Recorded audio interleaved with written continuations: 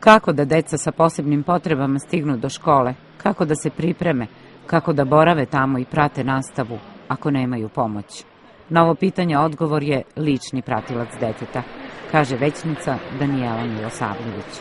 To je pratnja deteta od kuće do škole, znači pre svega pomoć kući pri oblačenju, pri spremanju za škole, pratnja do škole i kompletna pomoć u školi. I usluga se pre svega odnosi na decu koja pohađaju školu. Nova usluga socijalne zaštite koju uvodi grad odnosi se na decu sa posebnim potrebama koja pohađaju osnovnu i srednju školu. Ova njima od životne važnosti značajna pomoć predstavlja dobrobit i za roditelje i nastavnike.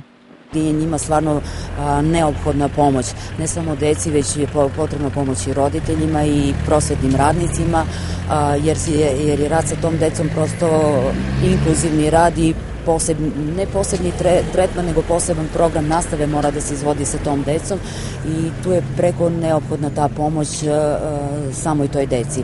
Grad je opredelio sredstva za ovu uslugu od namenskih koje je početkom godine dobio od resornog ministarstva.